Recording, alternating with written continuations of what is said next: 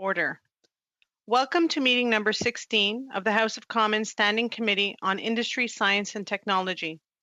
Pursuant to the order of reference of Saturday, April 11th, the committee is meeting for the purpose of receiving evidence concerning matters related to the government's response to the COVID-19 pandemic. Today's meeting is taking place by video conference, and the proceedings will be made available via the House of Commons website. I'd like to remind the members and the witnesses, before speaking, please wait until I recognize you by name.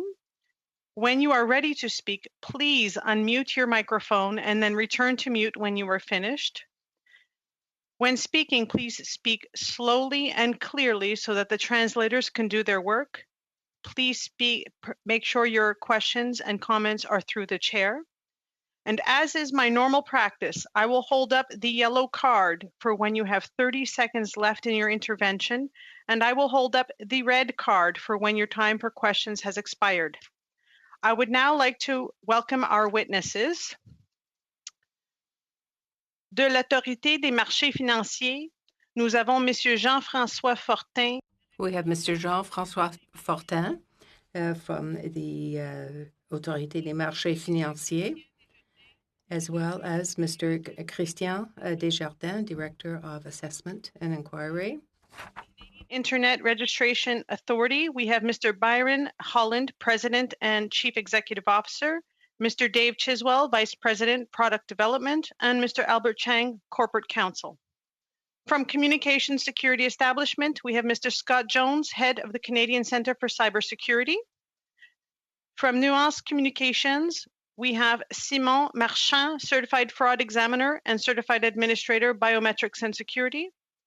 And from the Royal Canadian Mounted Police, we have Mr. Eric Slynn, Assistant Commissioner, Federal Policing and Criminal Operations, and Monsieur Guy-Paul Larocque, Officier Responsable Intérimaire. The officer who is responsible on an interim basis for the Fraud Centre. Witness will present for 5 minutes, followed by our rounds of questions.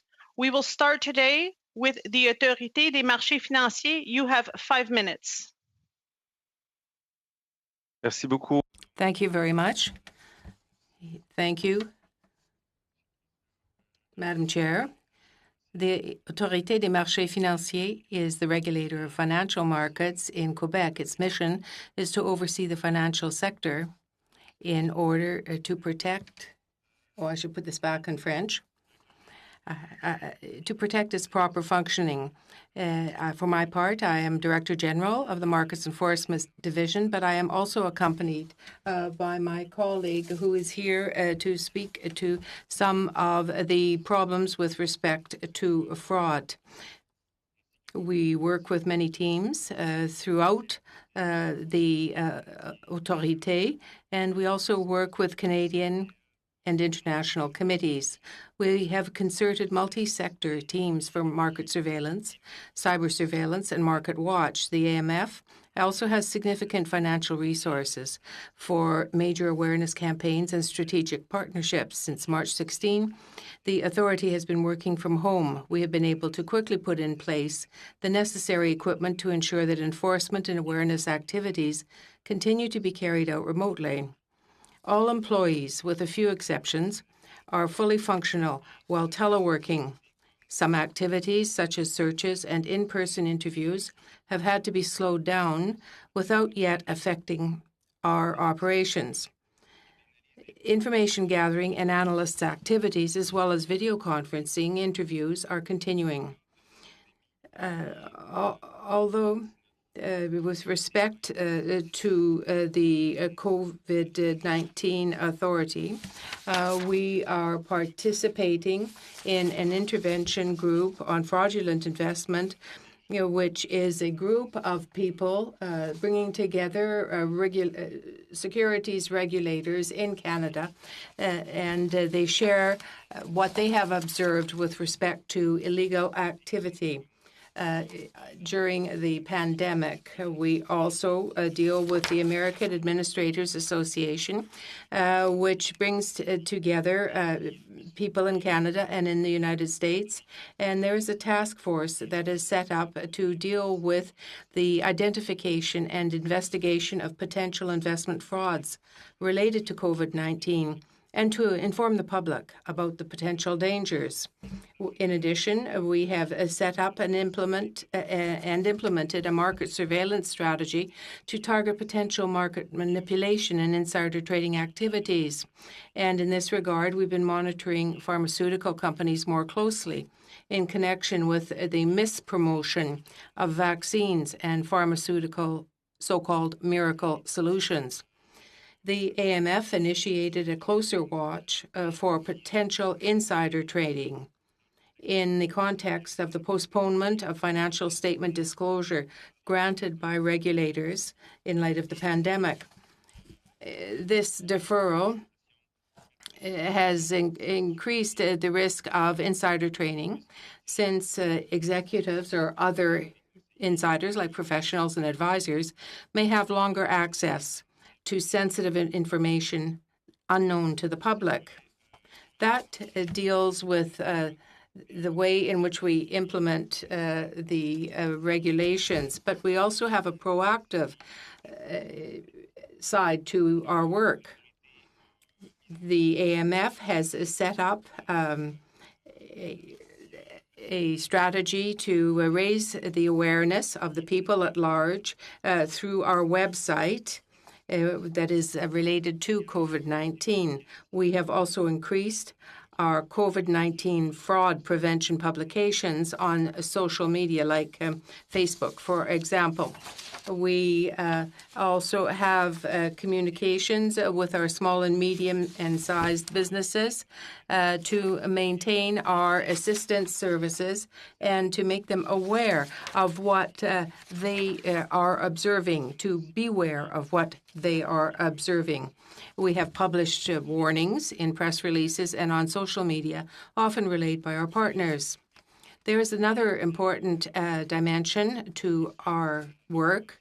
As early as March, in the observance of attempted COVID-19 fraud, the authority invested in a major campaign on TV, the web, and social media.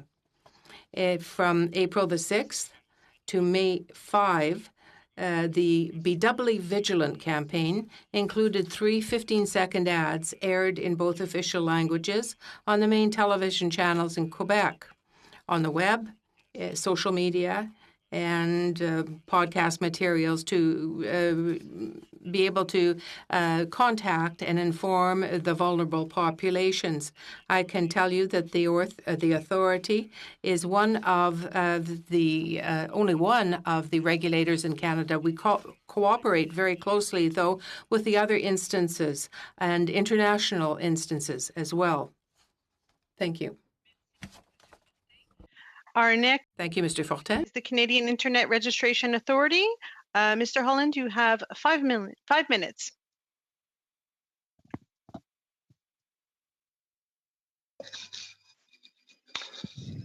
Thank you very much, Madam Chair and honorable members of the committee. Most people know the Canadian Internet Registration Authority, or CIRA for short, as the operator of the .ca registry.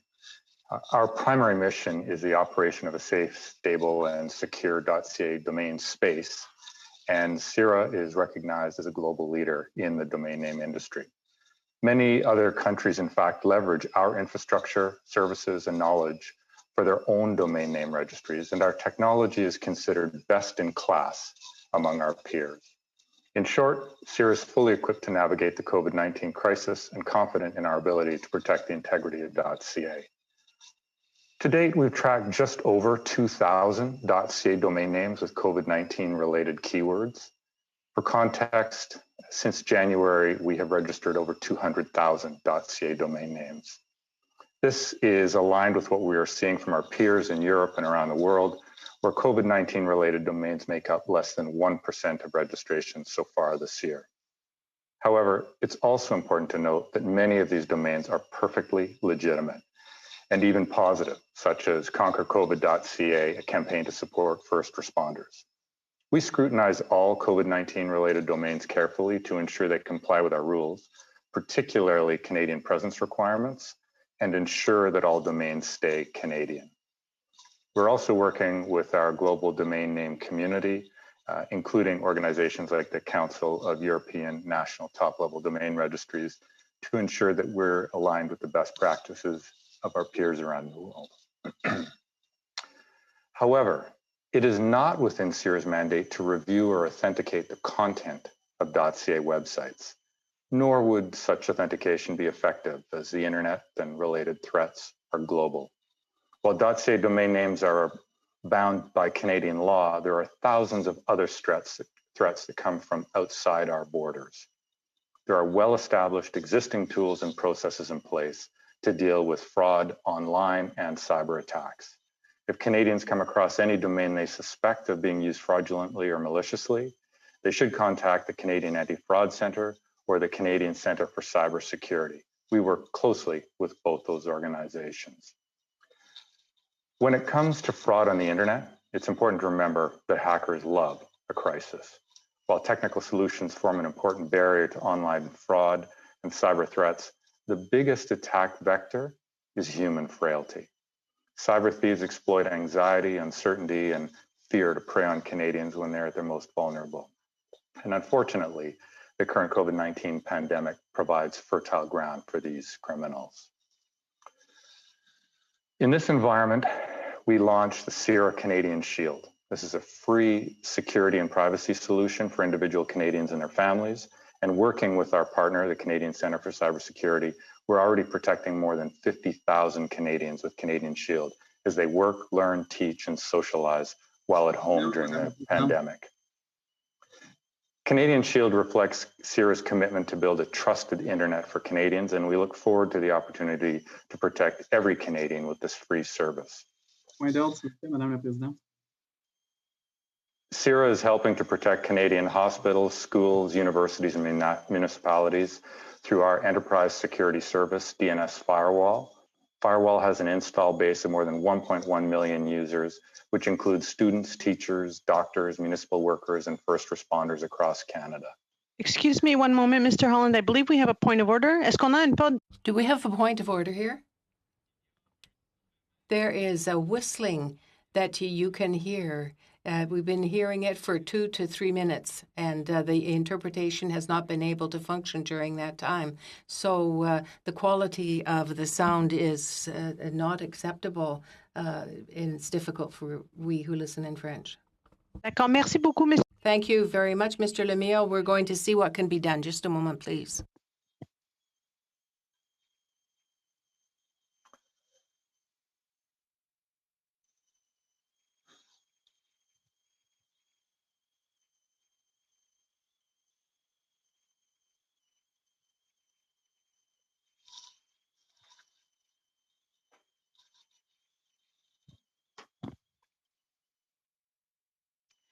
Donc, ce qu'on va faire, What we can do is this. We'll move on to the next witness, and we'll try to clear up this issue with Mr. Holland's mic. Just a second. Go to the next witness just so that we can see if we can fix Mr. Holland's microphone so that we can go back to him for his testimony. Okay.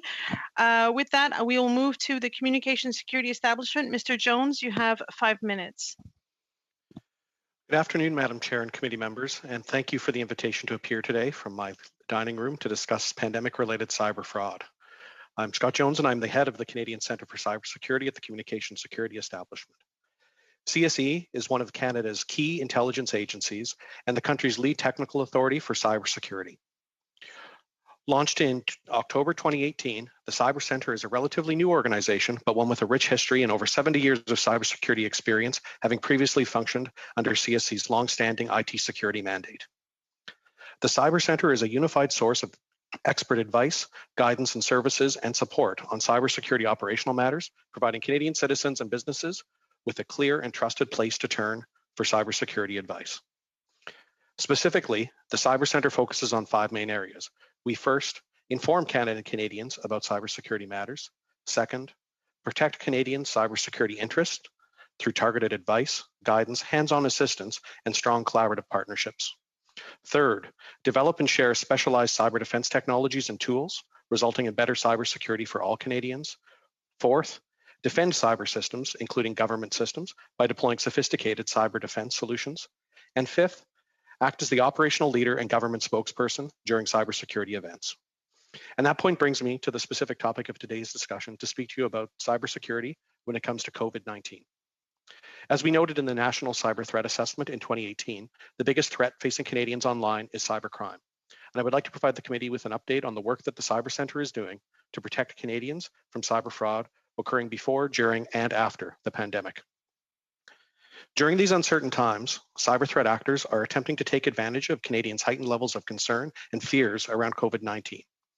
Many Canadians are naturally feeling fearful and stressed, and those emotional responses can be exploited online. We've seen an increase in reports of malicious actors using COVID-19 in phishing campaigns and malware scams. COVID has presented cybercriminals and fraudsters with an effective lure to encourage victims to visit fake sites, open email attachments, and click on text messaging links. These websites, emails, and links frequently impersonate health organizations and can pretend to be from the Government of Canada, amongst others.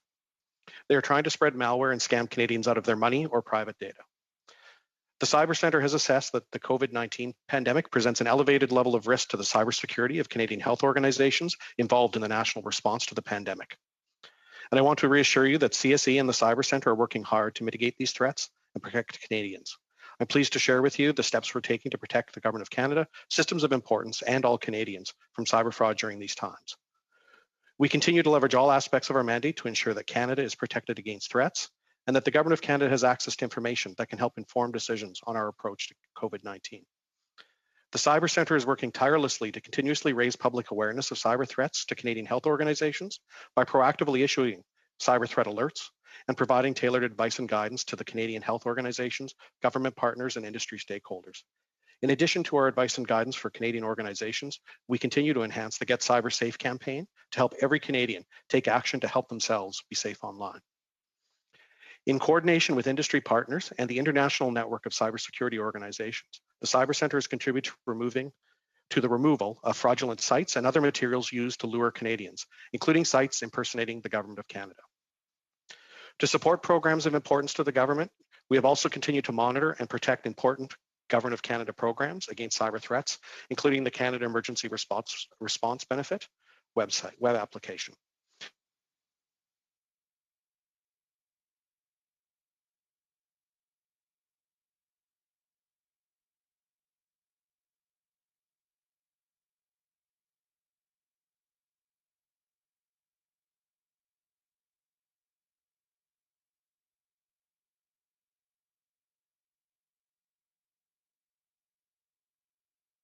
My audio is cut out, Madam Chair.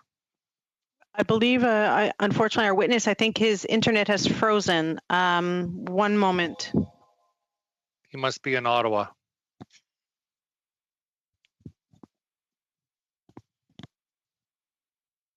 It'll be good in 2030.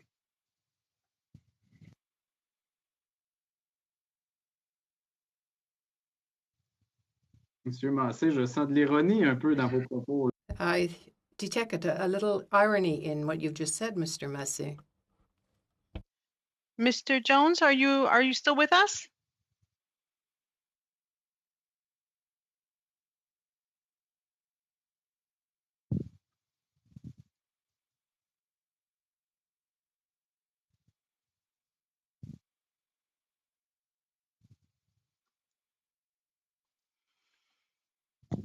We seem to have lost Mr. Jones.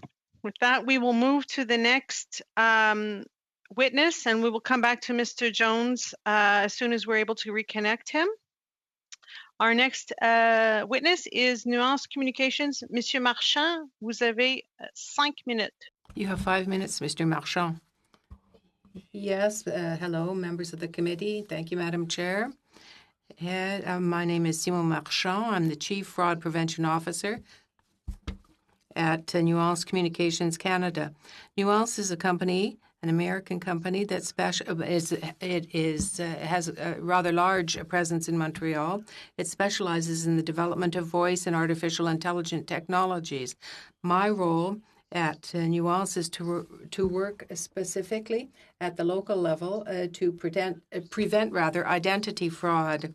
We are developing a presence in Canada for biometrics in the major banks and in the communications, telecoms, but we have an international presence. We are represented in the major American banks, and some services, some government services also are what we work with. So I'm here today to share with you some of the observations that I have made myself in my role.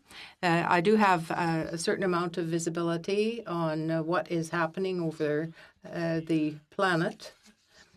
But I can tell you what has been happening during COVID-19. This is something that will give us some insight into what can happen in the future in the area of fraud, which is lurking somewhere in the future. Let me start, first of all, by identifying certain internal risks with COVID-19. We have seen certain organizations that allow for telework.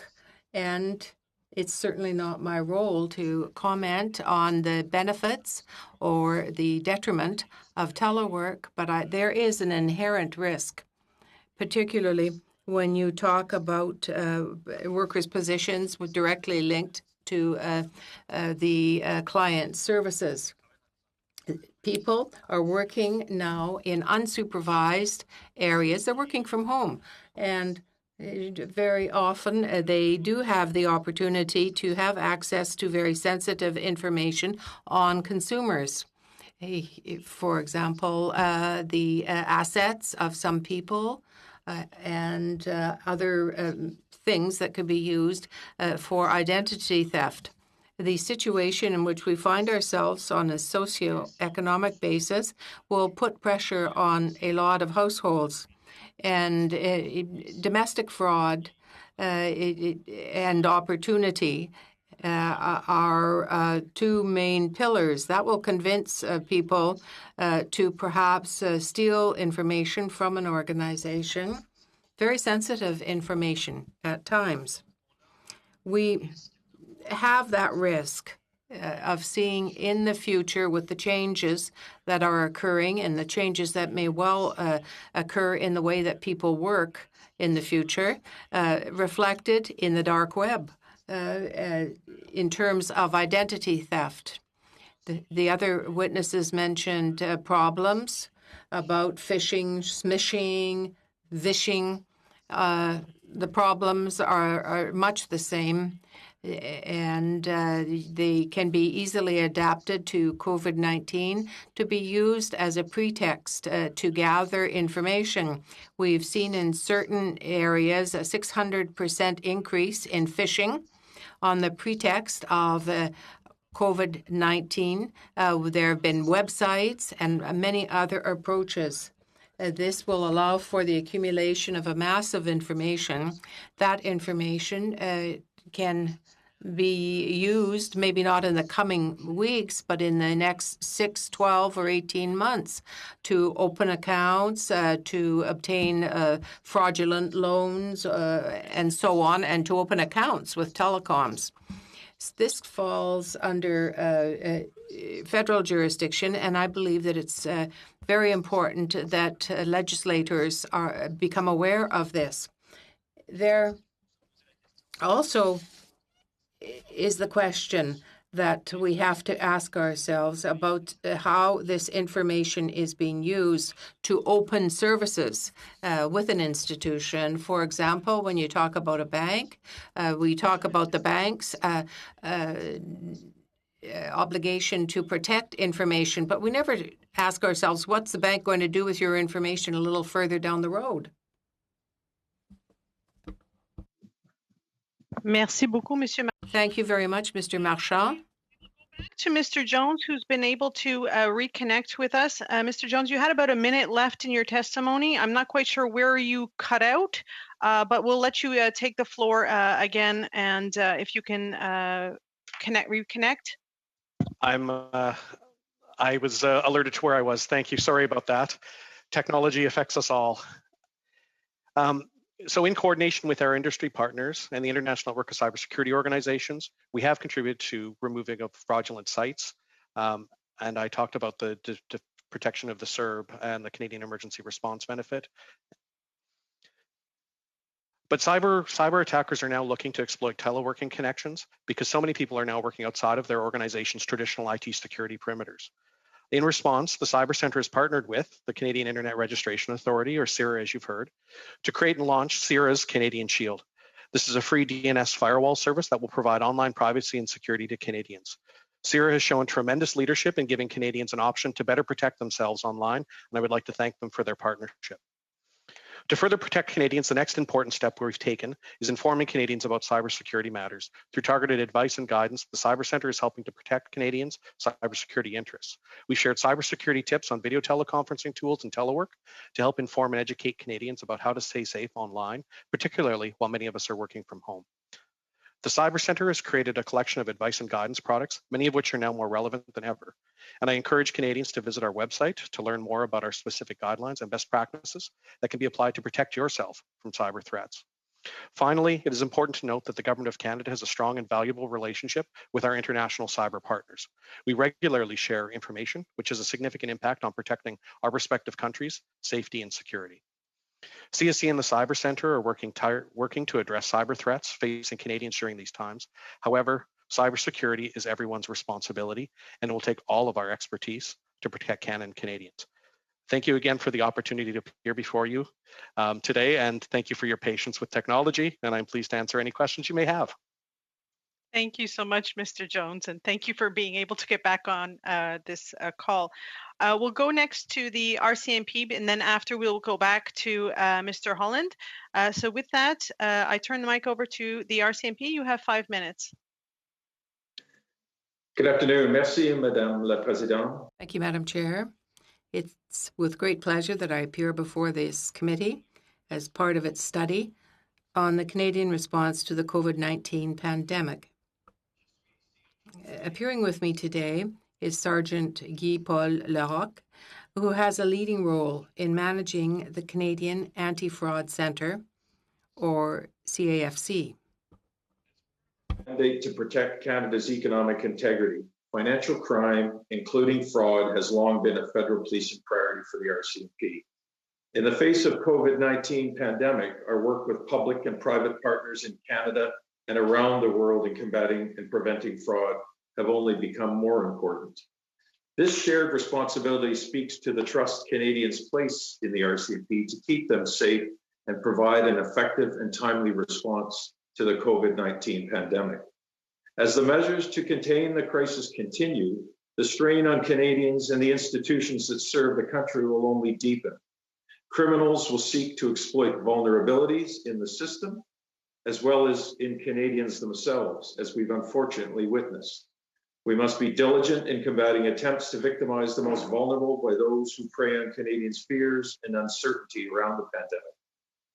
To be clear, criminals are actively exploiting fear, uncertainty, and doubt around the COVID-19 pandemic.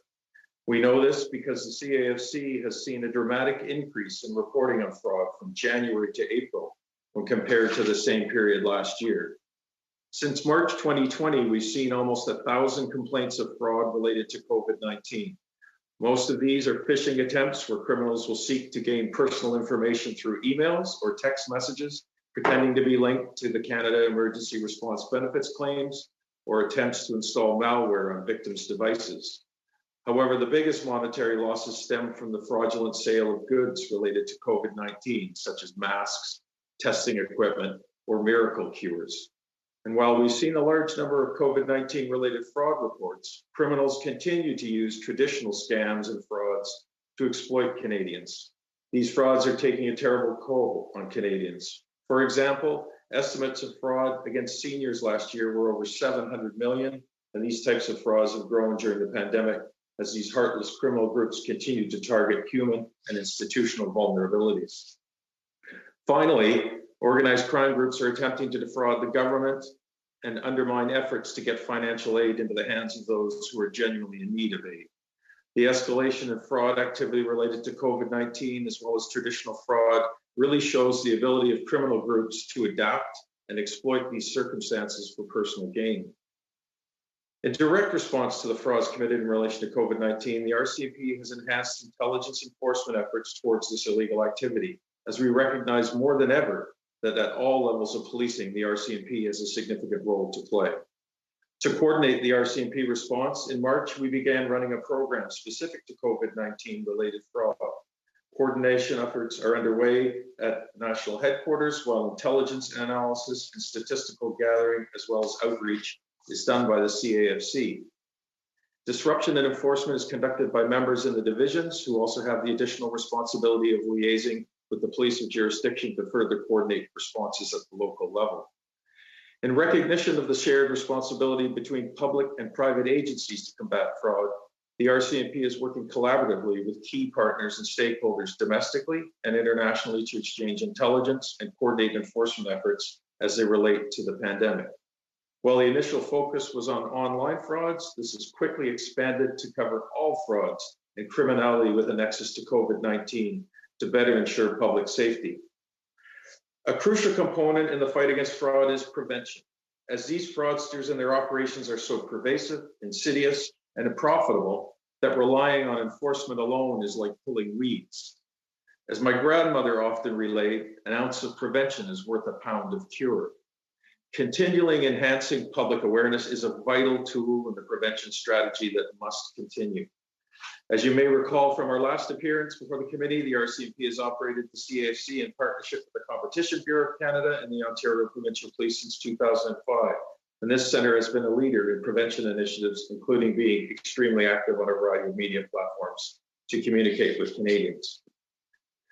As well as operating the CAFC, the RCMP maintains a federal policing prevention and engagement unit. This unit plays a key role in coordinating meetings with multiple police agencies, Government of Canada agencies, private sector vendors, and institutional financial institutions across Canada.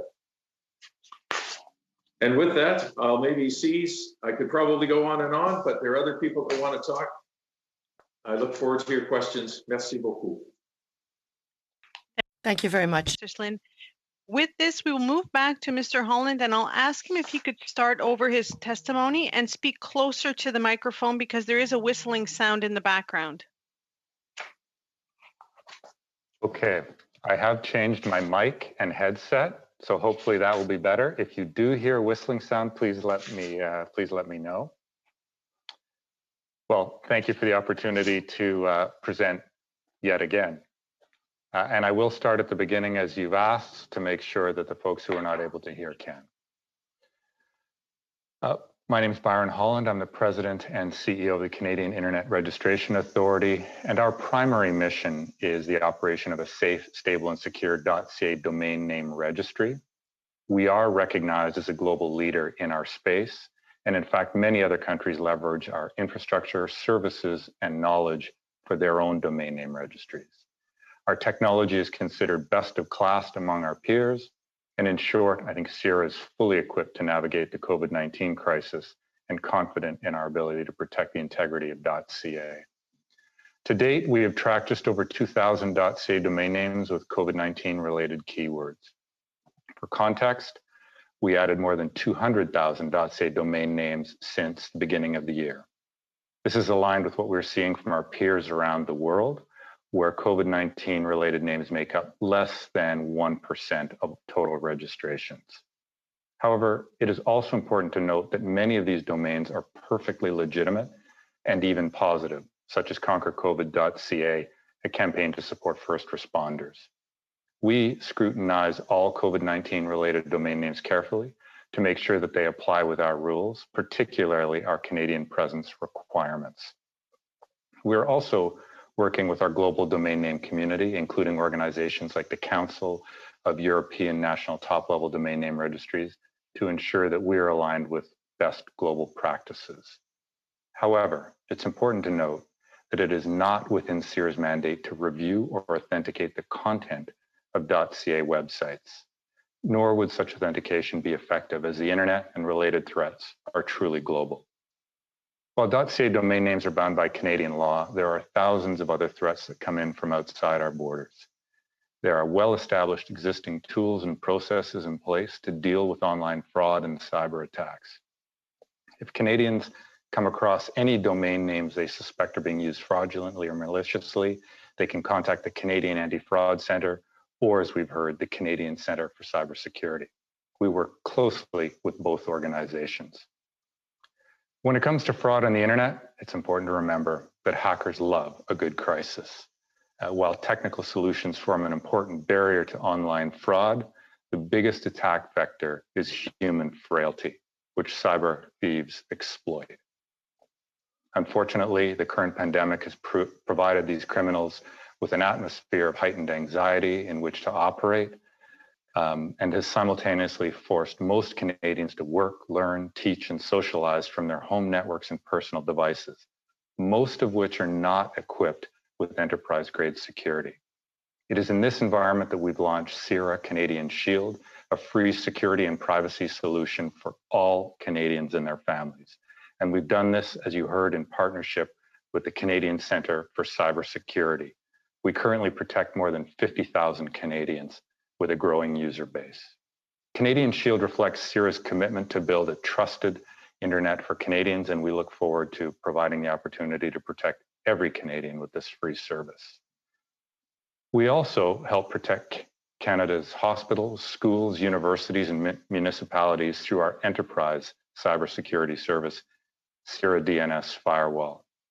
We have more than 1.1 million users, which includes students, teachers, doctors, municipal workers, and first responders across Canada.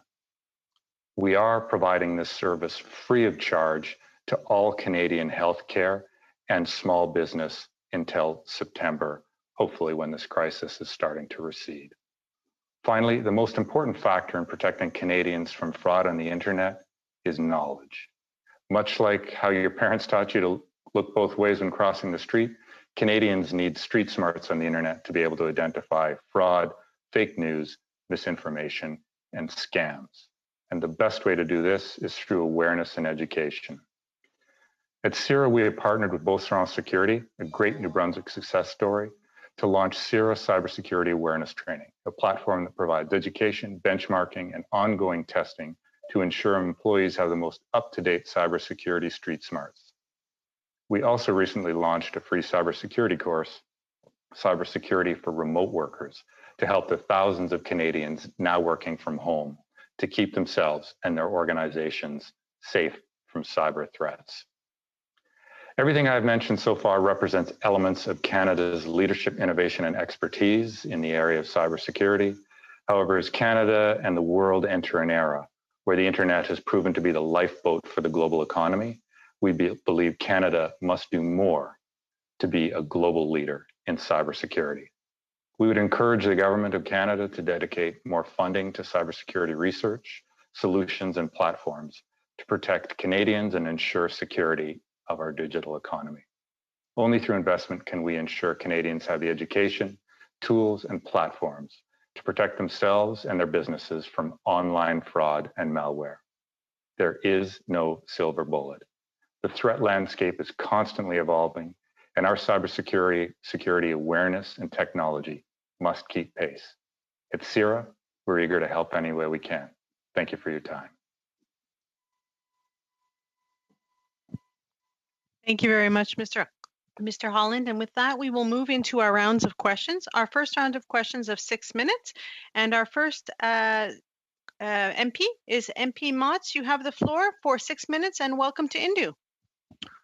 Thank you very much, Madam Chair, and thank you to the witnesses for your great introduction to this topic today. I'm going to focus primarily in this round, Mr. Jones, and the communications security establishment. So if I heard you correctly in your opening remarks, sir, that as you advise on cyber-related attacks and frauds, you've been advising the government on foreign attacks and areas of cyber-related concerns throughout this COVID pandemic? Yes, that is correct. Absolutely.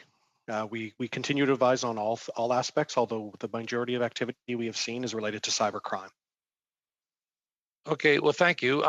When there is a cyber intrusion, do you know whether it is, off the top, whether it's fraud related, cyber espionage, corporate espionage, a random attack, or another purpose? Typically, when there is a report of some sort of breach, our first action is to really look at seeing how we can do containment versus some sort of attribution, meaning looking for the actor behind. We always assume that it's the most sophisticated actor possible, and that they're looking to take information or implement some sort of like advanced technique. But the fact is that almost every compromise we've seen, or every incident that we've seen reported, is related to cybercrime right now. But certainly we look first to contain, to help the victim make sure that they're able to lock down their defenses, improve their security, take action to prevent that adversary from spreading throughout their network, and then work back from that in terms of, and then engage the right organizations, for example, law enforcement, or our partners in the Canadian Security Intelligence Service if it is for an actor, and then continue, and then of course CSE's own foreign intelligence mandate as well. Right. Okay, so then attacks on our frontline health workers could be designed to steal information, to sell personal information, or to facilitate fraud. So has CSE been called in to deal with any of these intrusions or attacks on our healthcare institutions and frontline healthcare workers since the pandemic began? And if so, how many times? So there have been instances where there have been cyber incidents in healthcare related fields, research and development organizations. We've intervened in a small number in terms of responding to the incident and giving advice and guidance. The majority of our activity, though, has been really focused on trying to provide information in advance, alerting to vulnerabilities, for example, that are growing or being announced, so that healthcare organizations can take proactive action, and really try to get information out about what an actor is doing to protect them in advance. We really are trying to be proactive and preventing any breach. Okay, good. So has CSE been called in to deal with any attacks on our own government's research into COVID vaccines?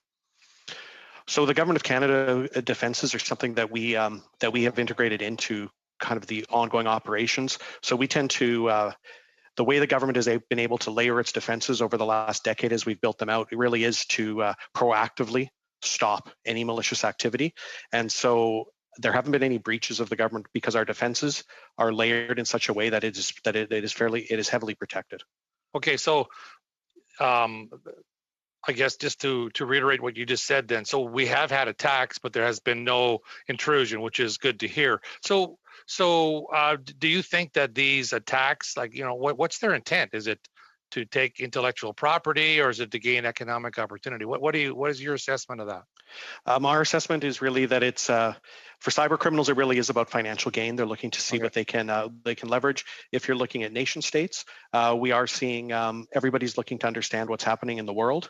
This is something that we've alerted to, that there's a general increase in nation state interest around these topics. And then, of course, intellectual property has been an ongoing activity that we've seen targeting Canadian industry. So with your comment that obviously, our government has been, intrusions have occurred into research. If you recall back into 2014, that cyber threat that occurred inside the systems of the National Research Council, it resulted in a complete shutdown of their entire network, and in fact, they had to be entirely replaced right down to the wiring. This intrusion is said to have cost in excess of like $100 million plus to remedy. Do you think the motive behind that was fraud as well, or some other purpose? We assessed that the National Research Council breach was very much focused on intellectual property, on intellectual property theft.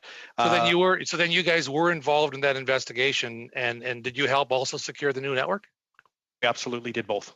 Okay, good. So the government of the day pointed the finger at Chinese state-sponsored actors. Would that be correct in your assessment? That was the statement given by the government at the time. Okay, yes. So now moving forward, was your organization, Mr. Jones, as an advisor on cyber and computer security.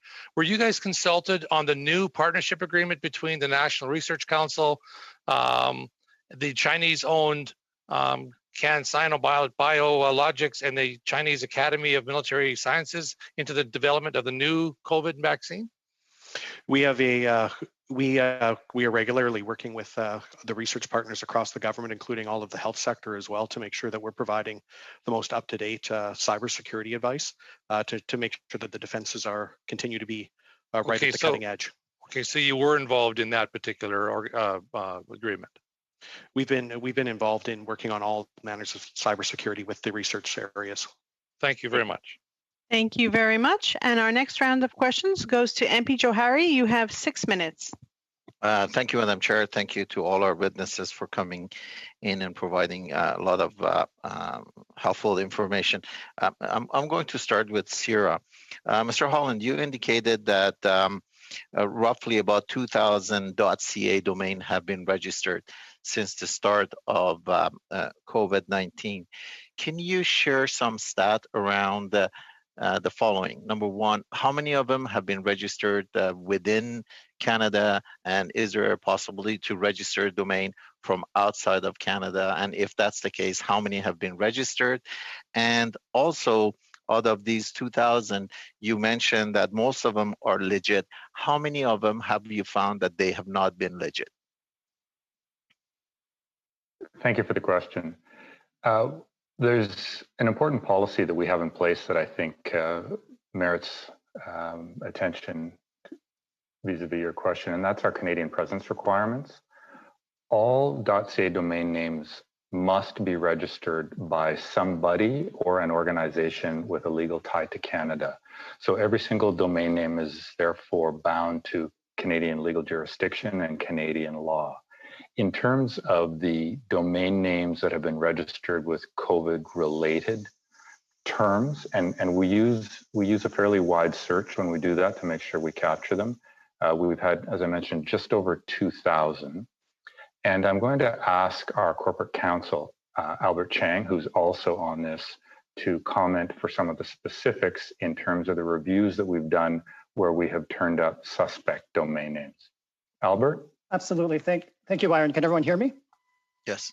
Yeah, so as Byron mentioned, we do a daily review of all the COVID-19 related domain name registrations. And the specific terms that we're looking at are COVID, coronavirus, and pandemic. And to date, since January, we have seen 2,000 of these COVID-19 related domain names. And we do a review every day, and it's 2,041 as of yesterday. And out of these 2,000 domain names, we've only identified 20 that do not have a Canadian address. And what we do with those domain names is we have an audit process called a registrant information validation process, where we email those individuals, those domain name holders, asking them to confirm their identity and that they meet CIRA's Canadian presence requirements. And in circumstances, thank you. So 20, roughly 21 out of the 2,000 did not pass your test. And once you identify, what is the next step? How do you inform the registrar that they're not allowed to operate? And also, how does an individual that is now trying to access .ca of that domain will get informed that this is a fraudulent domain? Absolutely, that's a great question. So what we do is we have an audit process called Registrant Information Validation Process, or RIV for short. And what we do in those instances is we send an email to the domain name holder asking them to confirm that they meet CIRA's Canadian presence requirements and that they confirm their identity. In circumstances, if they don't respond or if they can't show that they meet CIRA's Canadian presence requirements, we suspend the domain name, which means that the website will be taken down, and then ultimately we delete the domain name. Okay, so that's the proactive part that also CSC mentioned, that before it even gets into the Canadian domain, it's already stopped, so it's not going to impact us. Correct. Okay. Correct. And I would also note that to date we have not received any complaints at all with respect to any COVID-19 related websites on a .ca domain name. Do you work with CSC to inform them that such an organization was making an attempt to create a domain, and how often do you have that communication with CSC? We do collaborate regularly with CCCS, but in terms of instances, those one-offs, I don't believe we communicate each domain name to them individually. And where do you publish your result? in terms of the domain names that are not, those are not made public. Those are not made public. Okay. That's correct. Thank you. Let me move to CSC. I believe, Mr. Jones.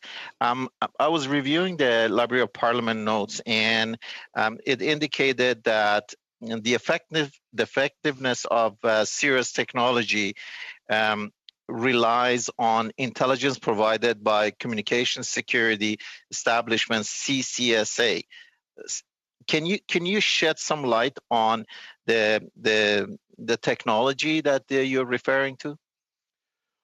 So I think, so from our perspective, we're one threat intelligence feed that we feed that is fed into CIRA, and I'll let our colleagues at CIRA talk about the broader approaches. But our feed comes from our Defense of the Government of Canada. So as we see attacks happening or compromises happening, for example, spam emails being sent to us, attempts to defraud the government, etc., we share those indicators out regularly with our partners, including CIRA. In CIRA's case, and with Canadian Shield, they're able to take those and put those to block so that even if a Canadian would click on the link, they wouldn't be able to get to the bad malicious site. And that's an advantage. We also do that same level of defense on the Government of Canada as well, but that's where we get the information from. It's really from our defense of a coast to coast to coast and global network. And we try to feed that in to make sure that Canadians are protected to our partners at CIRA. Okay, thank you. And I believe my time is over. Thank you, Madam Chair. Thank you very much. Our next round of questions goes to Député Lemire. Vous avez 6 minutes.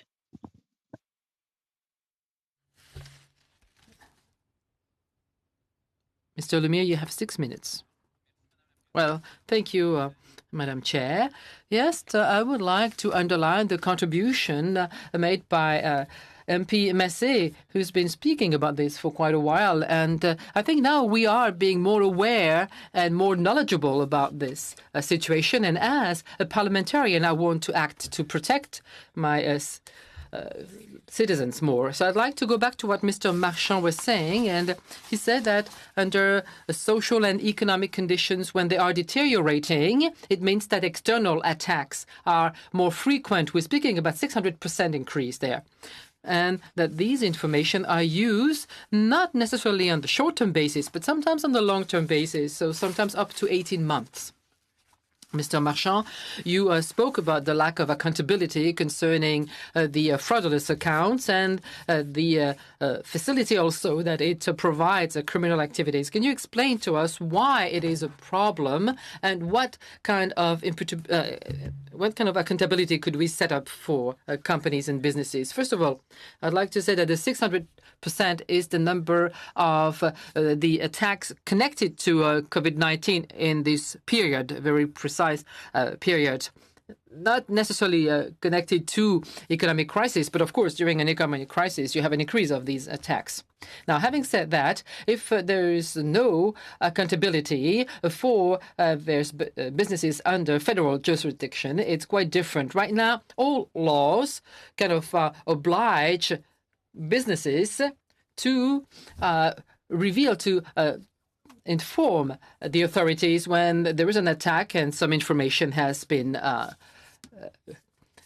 used. And so for those now, once they use the identity, that's maybe not where we don't have the information. When you have some of these information, what I would call crime facilitators, so very often the credibility of an identity is based that there is a telephone account or a bank account. So on that basis, these businesses are very sensitive. They have access to a lot of information. And once a criminal has entered their system, they can really make a lot of different fraudulent activities. And I have been working with these companies for years, and there is no obligation from a team, from telecom or art, to reveal how many accounts have been opened, whether on a daily basis or a yearly basis. There is no obligation to even contact or identify the victims of identity theft. So you might have been the victim of an identity theft, and within a telecom company, and the fraud team might have been aware of this, but they don't have the obligation to inform you as a consumer. So we are totally blind. We have no idea where our identity has been used. So therefore, as a citizen, we are not able to take additional measures to protect ourselves. So this lack of accountability prevents the government to really take clear actions that can really identify the various processes of identification and of protection for people who are the victim of frauds on bank accounts or other accounts. Well, then, therefore, Mr. Marchand, it's very important to inform Canada Anti-Fraud Centre. So for a business, yes, we understand. For an individual, we understand. But for a company, what can be both the pluses or the minuses to have a very rigorous accountability concerning frauds? Well, the first advantage of accountability would be to provide the government with a clear portrayal of the situation. We'll be able to see how many victims we're talking about, and also to direct the actions to strengthen security measures, both in telecom businesses or in the bank sectors. But of course, it's a certain weight for these companies when they have to present a report. But I think the work has already been done. The data are already known. They just have to transfer them to the legislator or to any government entity that would then present these macro data to analyze them, and so that we would have a better idea of what is going on. Yes, I would like to ask a question to Mr. Fortin from the Financial Authority. What do you think about this obligation that should be to inform, let's say, an anti-fraud center of the fraudulent situation that companies are the victim of? I think you are on mute, Mr. Fortin. We can't hear you. Oh, sorry. Yes. Thank you for this question. Well, it is maybe not really under our jurisdiction. I don't know from a legal point of view what would be feasible, but I was listening to you earlier and I was thinking, well, in the means that have been used to prevent fraud, of course, we are a law enforcement agency, but there is also the question about education, transparency. So those two aspects are essential. So for the question you ask, Mr. Marchand, to inform people that they have been the victim of identity theft, that maybe that their personal information can be used by third parties, I think that would be a good way to prevent fraud. Well, and my last question is for the RCMP. If you also oblige the companies and businesses to have a much more rigorous process of accountability, would it help you if the law was actually adjusted and adapted to that? Would it help you? A lot of the companies want to protect the integrity of their systems and all that kind of stuff, so they're apprehensive about coming forward sometimes. So it's a difficult question to answer. Unfortunately, that's all the time we have for that round. Our next round of 6-minute questions goes to MP Massey. The floor is yours. Thank you, Madam Chair. And I want to thank the witnesses and, of course, yourself, Madam Chair, and the other committee members for continuing this work. I really do appreciate it very much. One of the things that struck me with regards to the testimony that we had, which was excellent, is that we rely on social media, including Facebook, to investigate and to promote how to protect yourself about fraud. But most recently, Facebook was guilty and paid a $9 million fine actually for misleading Canadians. In fact, quote, they had false or misleading claims about the privacy of Canadians' personal information. And yet we're spending tens of millions of dollars of government money to advertise on their platform. And I do want to ask, I think I'll start with Mr. Marchand first with this, because you have maybe a little bit of perspective with the United States. In Canada, for example, on fraud from companies, Volkswagen had a U.S. settlement of $14.7 billion. In Canada, the Competition Bureau fined them $2.5 million. Equifax had a settlement of $600 million in the United States. Canada had a Competition Bureau fine of $0. Facebook most recently is a $5 billion fine in the United States, and in Canada, a $9.5 million fine. I view the Competition Bureau, the Privacy Commissioner, and the CRTC as important instruments to protecting Canadians on fraud. It seems they might be a little outdated with regards to their powers. Could you comment as to whether or not there's a misalignment with our penalties in Canada and the United States, and perhaps that can create a problem for bringing accountability even amongst fraud of so-called corporate entities?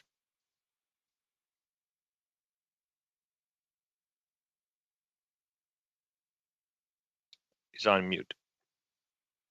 Oh, sorry, you're still on mute. Oui, pardon. Donc, Yes, thank you for your question.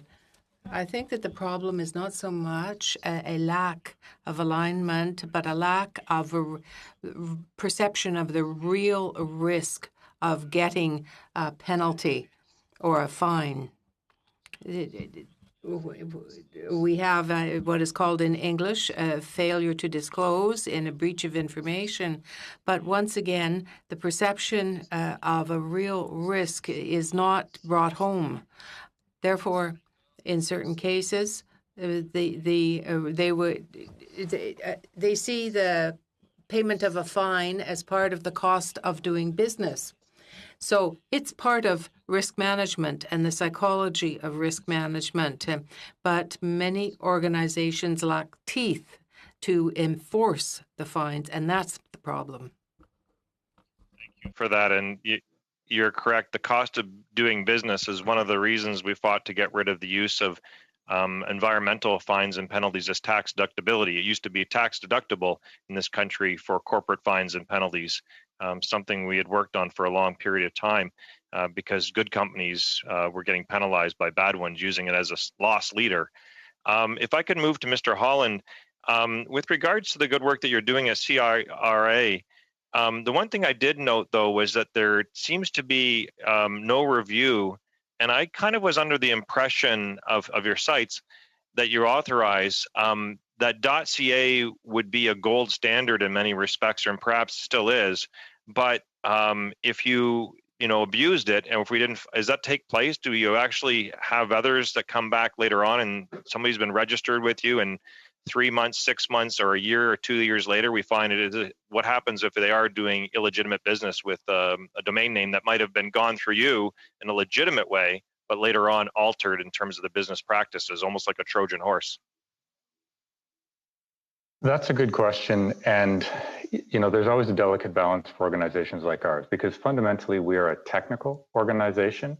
We operate the infrastructure. We don't monitor what transpires on the infrastructure. That's certainly not our mandate. And I in no way mean to skate out from under the responsibility, but we're a technical operator, not a content administrator. So there are rules and regulations in terms of Canadian presence and behavior. However, we are not proactively monitoring content.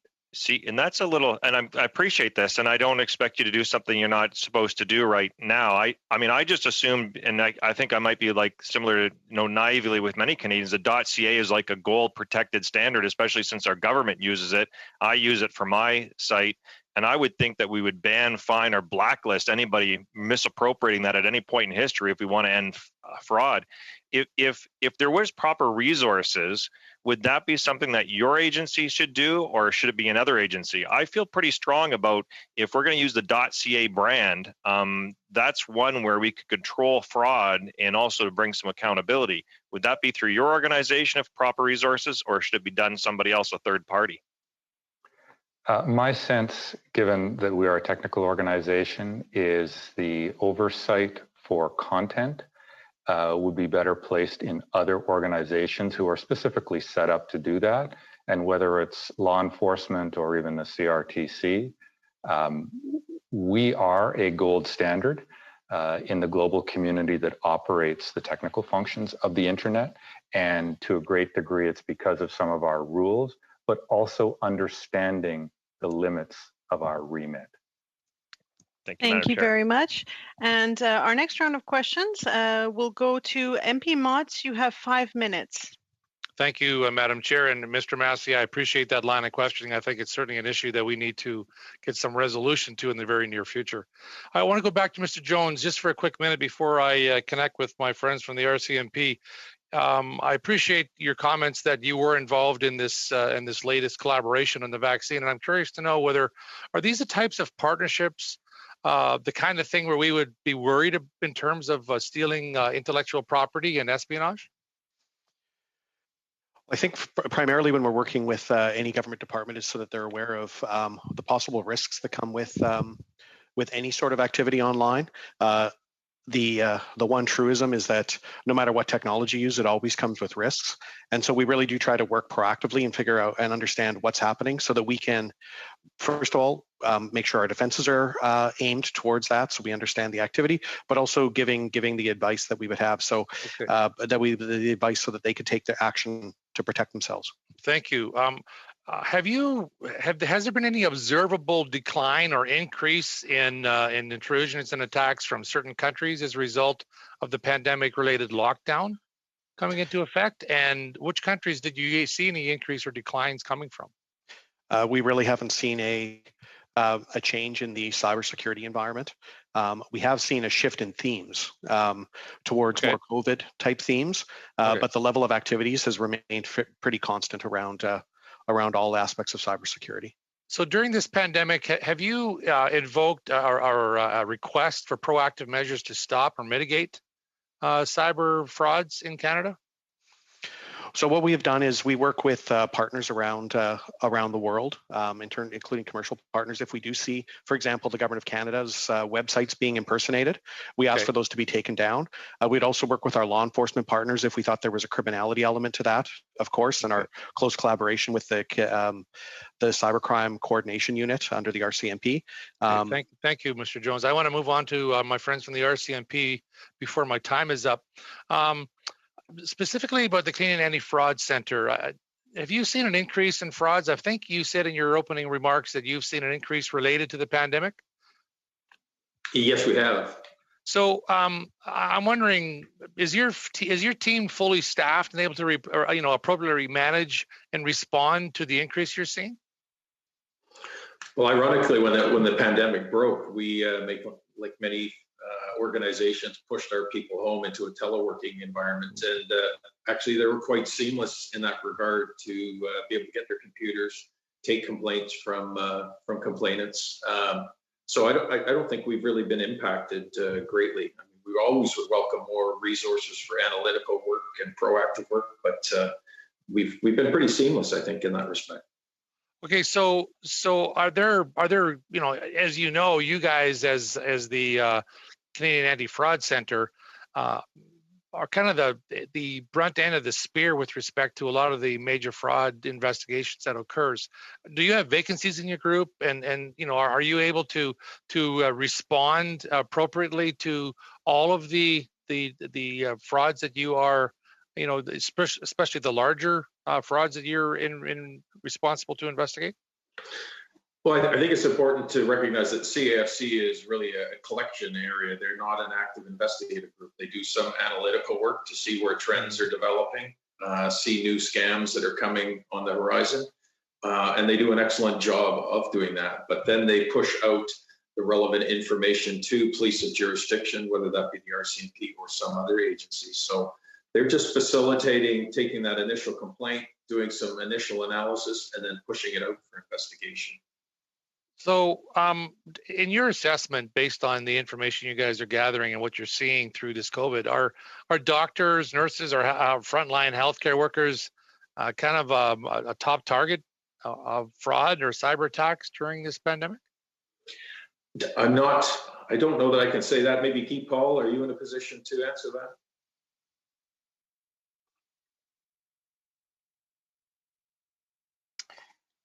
I hope this is working good.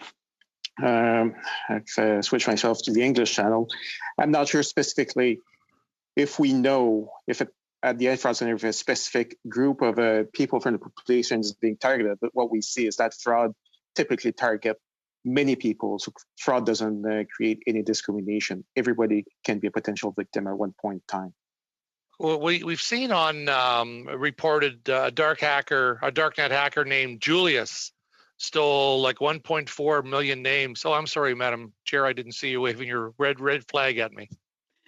My apologies. Sorry to cut you off, Ms. MP Motz. Our next round of questions goes to MP Lambropoulos. You have 5 minutes. Thank you, Madam Chair, and I'd like to thank all of the witnesses for being here today. I hope that you can hear me. So obviously with regards to COVID-19, people are taking advantage of the fear and the vulnerability of Canadians at the moment, and they're doing whatever they can to take advantage of the situation as they would under normal circumstances, but this is obviously a new angle that they can use. Given the fact that this is something that we're going to be in, the situation that we're in is something that we're going to be in for at least several months to a year or a couple of years, what are some of the strategies that you think we can use moving forward in order to prevent such crimes from continuing to happen in the future? I guess that's a general question for whoever would like to answer it. Well, on behalf of the RCMP, I touched on it in my opening statement. An ounce of prevention is worth a pound of cure. I don't think that you can do enough prevention. Many of my colleagues, witnesses here, have all talked about informing the public, letting them know what these scams are, because a lot of these threat actors are actually outside of Canada. It's very difficult for enforcement. So, from a prevention standpoint, I don't think you can message enough, and that is a key part of our strategy to make the public aware of new scams. Getting it out on our website, getting it out through partners. As I said, it's a shared responsibility. We all have a piece to play, but prevention is huge, huge, huge. Madame la Présidente, si vous voulez, je peux... Madam Chair, could I intervene for a moment, please? In actual fact, I quite agree with what was just said by Mr. Slindale. One of the major things here is education and awareness heightening, informing people. We want our Canadian citizens, our fellow citizens, to be aware of the situations that for some people might seem to be fraudulent activity, where, for example, somebody who claims to have invented a miracle medication or a miracle vaccine, beware of that. The RCMP, of course, has its team, but I think the first step certainly is to make people aware of the fact that they have to be aware themselves and not to trust anything that seems too good to be true. You have the approach. There are approaches now. People are being telephoned and contacted that way. The government has a big role to play in educating the population in this way. Vaccines or antibodies testing that people are obviously going to want to see happen in the coming months, obviously people will be taking advantage of this. And we've actually seen examples of it in Montreal already, where there have been companies that put out ads for these types of testing, and we know that they weren't approved by Health Canada. So what is done in circumstances like these in order to help protect Canadians? Once it's found out that let's say a lab is taking part in this type of criminal activity.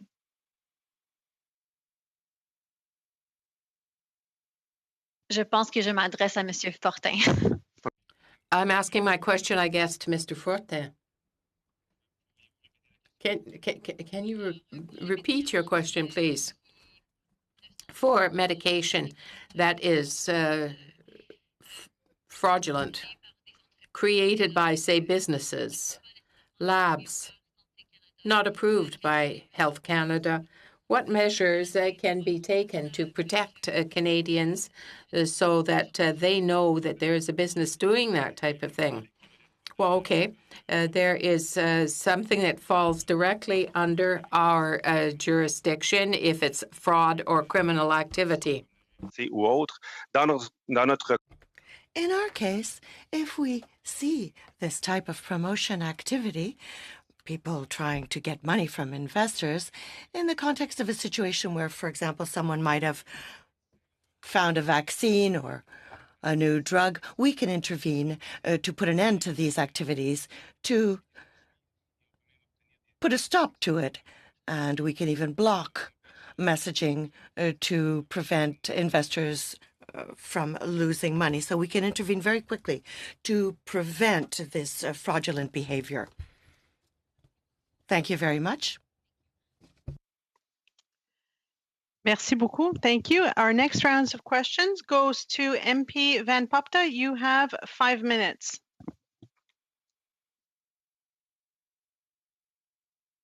Good. Thank you very much.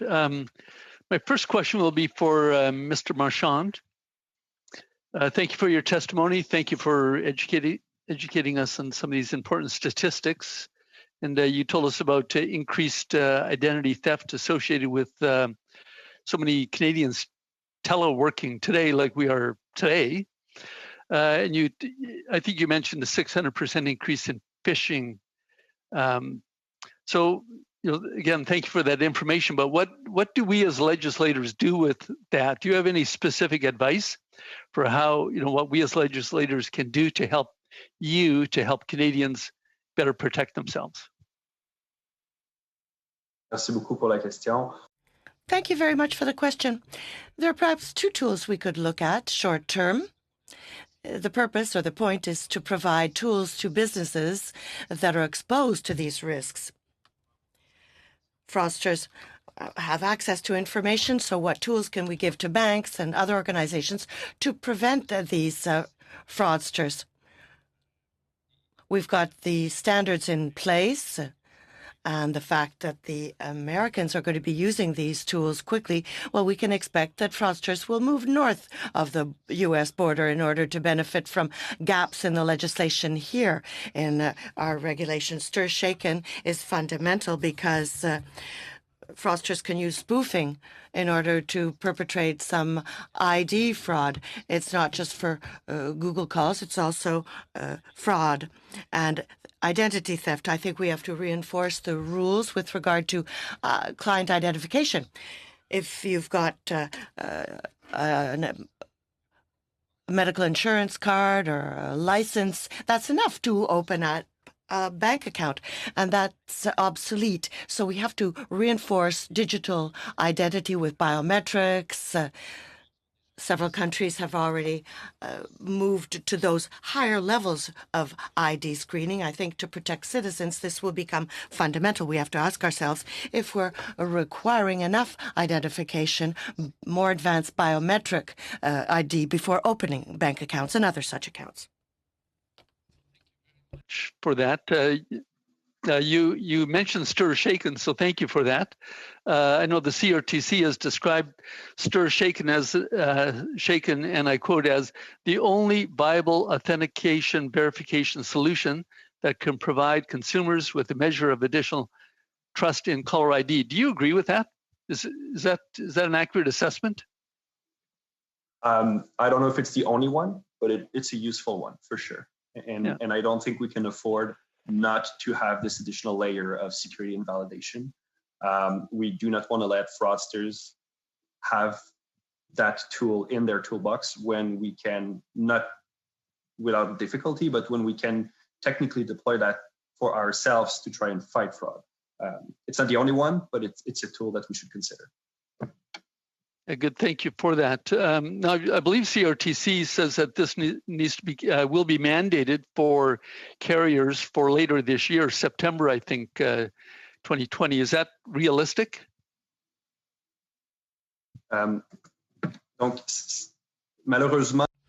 Unfortunately, I think that the problem with stir-shaken is that operators right now don't feel that that deadline will be able to be respected.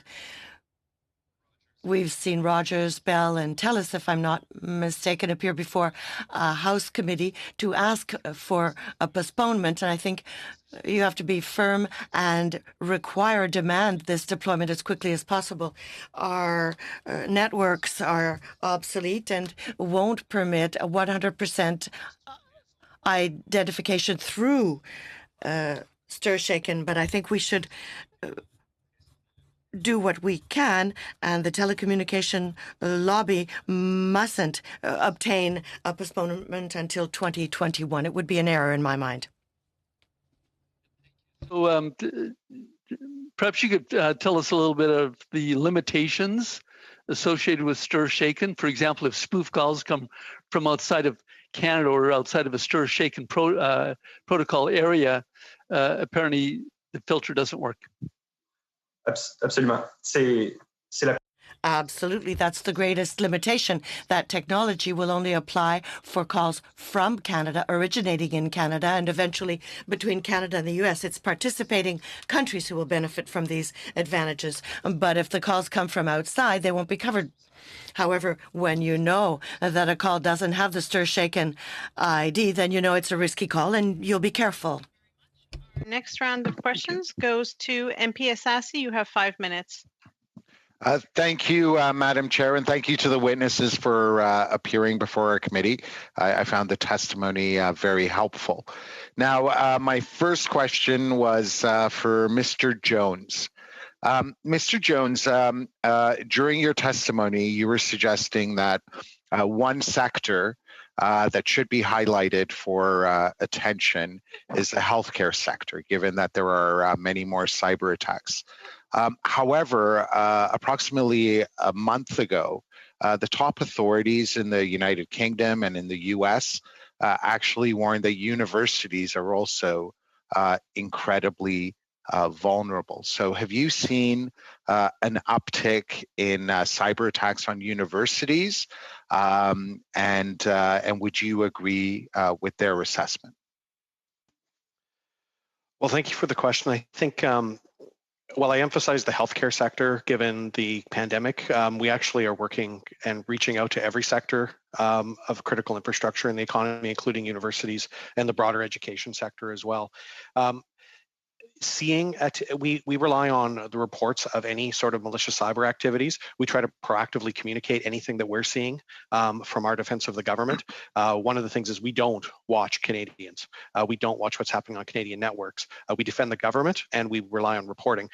We have certainly reached out to universities. We're providing proactive, again, tailored advice and guidance so that they can take some measures to secure themselves, and also hoping to build a partnership where they will call us when they see an event, when they see an incident, so that we can work together.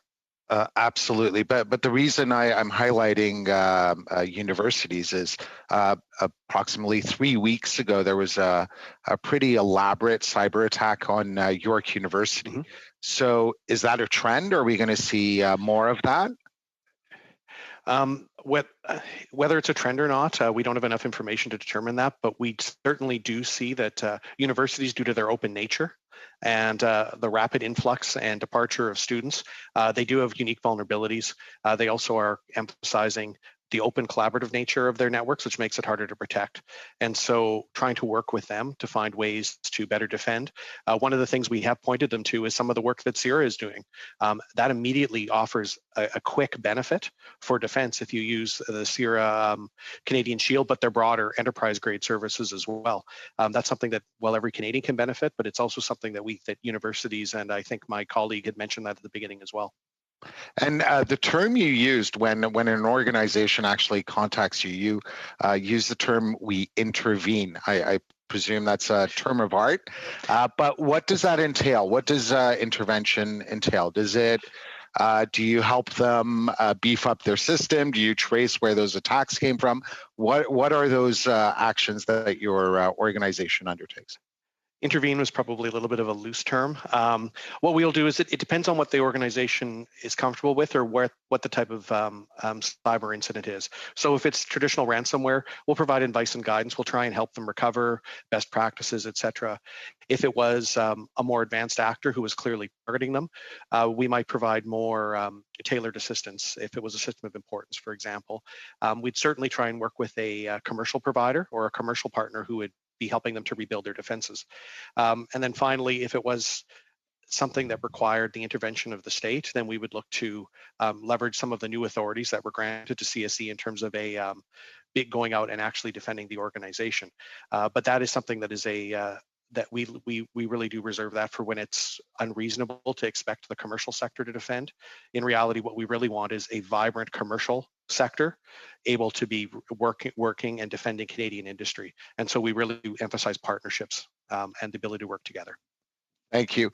Now, given all the advisory work that you do and the counsel that you provide to various organizations on a general basis, would it be fair to say that the guidance that you are providing essentially establishes the standard of care from a legal standpoint as to whether organizations are actually adhering to best practices and are insulating themselves from lawsuits? Well, I'm an engineer and not a lawyer, so I'm not sure that I'm qualified to demonstrate the standard of care. One of the things we have worked with our colleagues in Innovation, Science and Economic Development is on the Cyber Secure Canada program to provide baseline cybersecurity controls to help small and medium organizations do things that are actually within reach. One of the failings, I think, of the commercial cybersecurity industry is that we talk about the things that a multi-million or billion-dollar company can afford.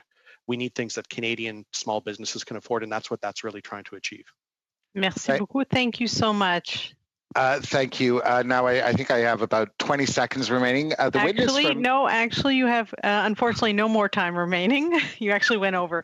Le prochain tour des questions. The next round is for Ms. Gaudreau. You have 2.5 minutes. Yes, thank you. I've heard a lot of information here, helping me to understand why it is that Canadians are worried. The Privacy Commissioner has, for quite some time now, been saying that we're experiencing a trust crisis. We talk a lot about education and prevention. 90% of Canadians, according to the Privacy Commissioner, no longer trust what's being done with their data, and 38% of them believe that companies more or less respect their privacy rights. That being said, earlier we were talking about the possible means that could be used, and Mr. Marchand spoke about this, and I'd like to hear you talk to us further about this. Other countries have taken measures to put an end to malicious activities, saying if appropriate measures aren't being taken, then there'll be a fine of 4% of one's revenue. What do you think of this, Mr. Marchand? Thank you for the question.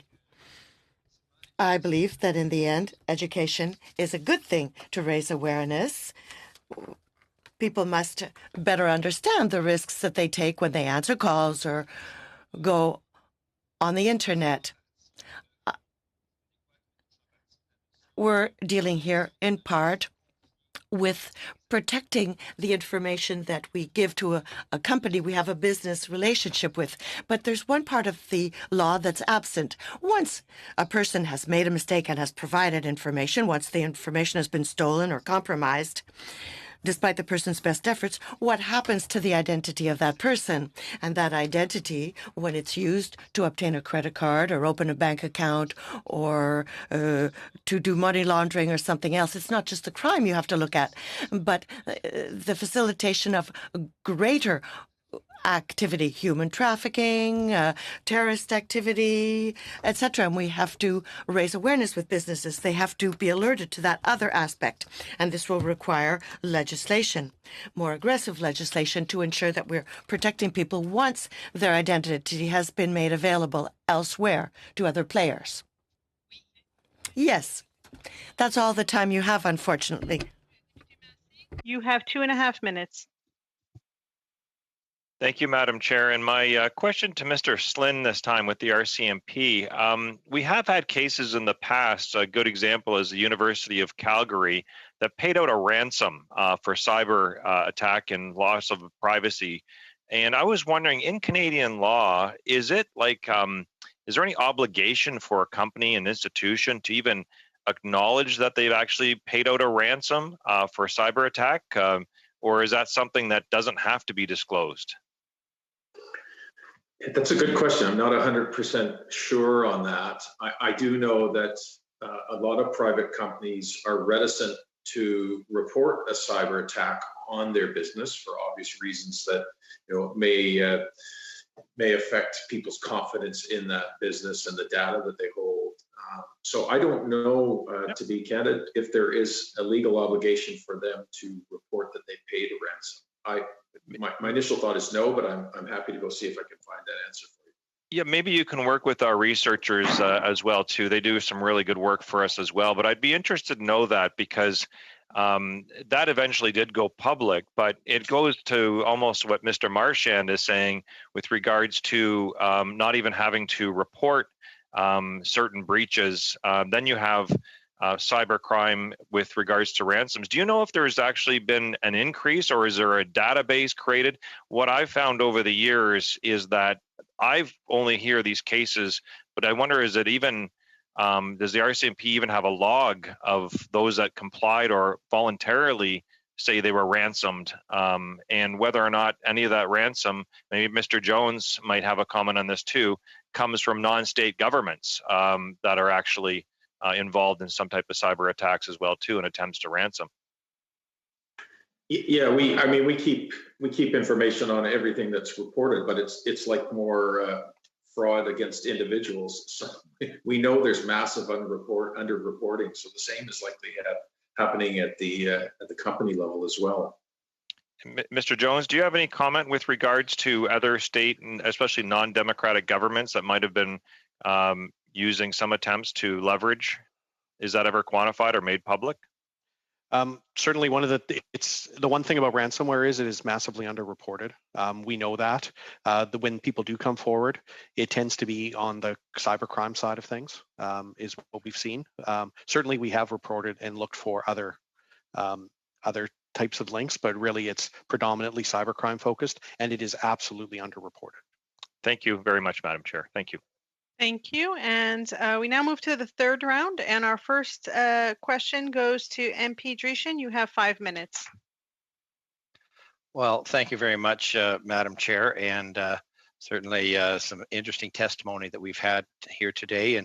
And of course, fraud, being investigated. We have certain comments even from our government that they're concerned about, whether or not they even want to investigate fraud at this particular point in time. And I think that probably gives the criminal element an opportunity to jump in here as well, which is kind of frustrating.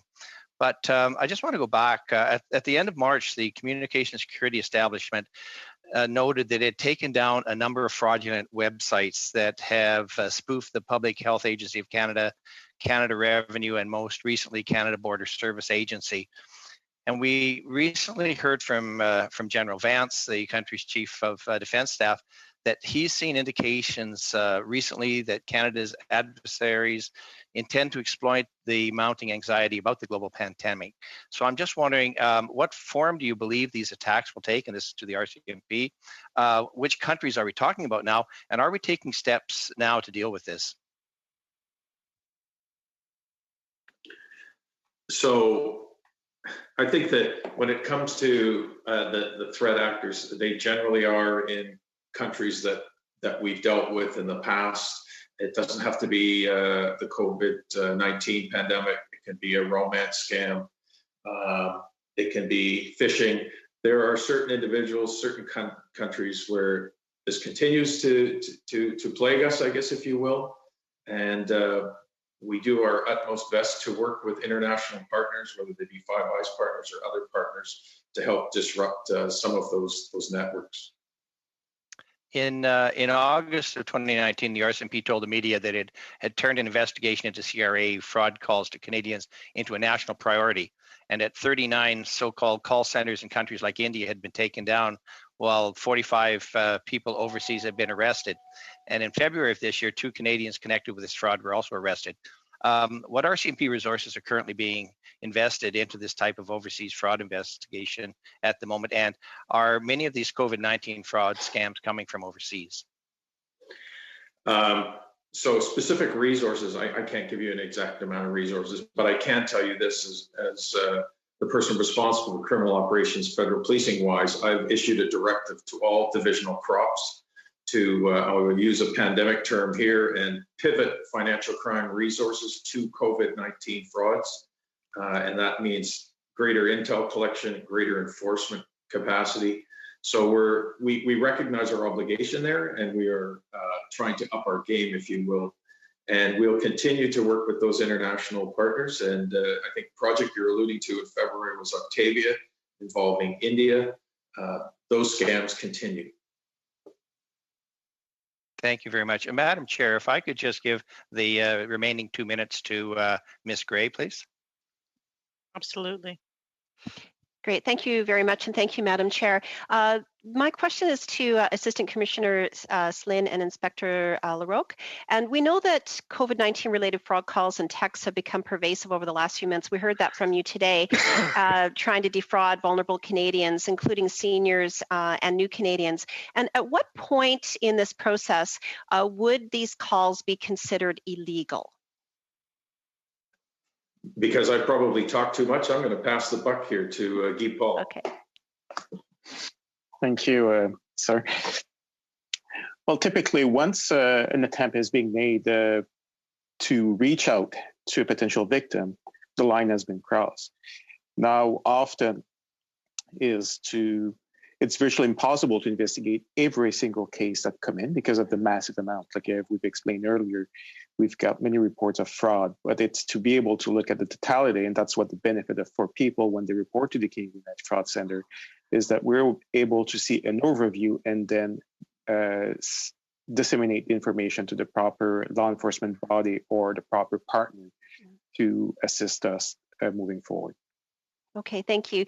And I know that that you've already mentioned today that fraud is up. And I have a question. So what's being reported to the RCMP and the Canadian Anti-Fraud Centre? Would you have an estimate as to how many of these related calls might be from spoofed numbers? Do you have any estimation on that?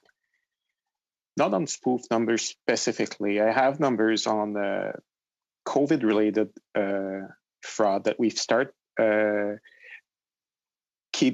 saving since beginning of March. And I'd say that the vast majority of the complaints that we got were linked to text messages. Calls were the third one that was being reported. Okay. Now, I understand. Unfortunately, MP Gray, that is all the time for that round. Thank you. Our next round of questions goes to MP Erskine Smith. You have the floor for 5 minutes. Thanks very much.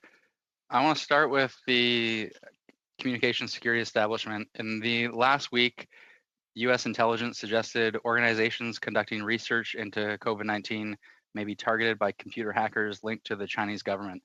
Do we have any evidence here in Canada of that warning being a reality? So we issued a joint statement with our colleagues at the Canadian Security Intelligence Service, warning that Canadian organizations can expect to be targeted not only, but by different foreign actors as well. One of the things that we really emphasize is that we need to take proactive measures against any actor who could go after this type of activity or be interested in this type of information. And so we took it was actually the first time I think we'd actually issued a joint statement with CSIS in that case to bring attention to that. And the warning there is about potential threats. Have any of those potential threats already been realized? Our goal is to really make sure that we're getting information out so that people can protect before it becomes an actual incident. So we haven't had an incident yet. We've seen some compromises in research organizations that we've been helping to mitigate, and we're still continuing to look through what's the root cause of those. Do we have any evidence that any foreign actor has attempted a hack for COVID research? That's something that we'd have to look into and get back to you about. We really look to see how to block the activity before it becomes a compromise, regardless of who the actor is. We put our attention to anybody that's targeting these types of organizations, be they criminals, states, or individual hackers from around the world. So we have a warning from CSE and CSIS about the potential, and it may have taken place. You're just not certain as of today. Well, we continue to work with organizations, but one of the things that we don't do is we don't sit, there's not a giant magnifying glass looking at Canada and the internet activity. We don't direct our activities at Canadians. And so we really do rely on a partnership and engagement with colleagues in the private sector and in the research and other levels of government to really try and report this and put the picture together. And have any of those private sector or public sector actors come to you and said, we have had an incident and we'd like your help looking into it? We have worked with some private sector actors, whether or not it's related to COVID or research and development type of activity remains to be seen, but we've been working with private sector actors ongoing, and it increases as more people become aware of what we can provide and what work we can do together. And certainly as we get more information out there about what services. And on COVID specifically, though, have institutions or organizations come to you and said we've been subject to an incident related to COVID research? We certainly have seen, yes, we've seen activity coming from organizations where they've seen malicious activity, or at least suspicious, and we're working with them to determine whether or not it was malicious, where it came from, and was it successful or not. And have there been any instances where you have been able to make a determination about the source of the hacking? Really, we've been looking at we've turned that over into the intelligence side of the business to look at where it's coming from. Understood. I'm curious. I mean, both to CSE, but also to the RCMP, we hear from constituents all of the time about scams, and I know the RCMP, you tally up it's about $100 million a year in terms of these overall scams to individuals, at least that are reported, and obviously I would say underreported because people are embarrassed when they are taken advantage of. But we hear all the time, it's not just from seniors, I think predominantly from those who are seniors, I've heard the most from. But we've made significant investments in cybersecurity over the last number of years. You are the experts. Are there measures that other countries take that we do not? Are there measures that you, in your experience and estimation, that the government could take to better strengthen our society against such fraud? So maybe I'll start and then turn over to my colleagues in the RCMP. The first thing we've done is we've really tried to give practical things that every Canadian can do that's within reach, and that's something that all countries are doing. We've tried to make it as accessible as possible. So let's get cyber safe. The second thing we've really tried to do is find partners who can give capabilities. So CIRA is a great example of that. That's something that every Canadian can do that immediately raises their cybersecurity bar. And the one thing with cyber criminals, especially, they go after the lowest bar. So if it's not economically feasible, they're going to move on to the next target. So there's nothing. I appreciate all that, but there would be. I know I'm running out of time, but there would be nothing in your estimation that we could do as a government to improve your work. Well, we're trying to leverage the mandate we have today, and I think anything else would be a policy question that probably should be debated by yourselves and the ministry. Thanks very much.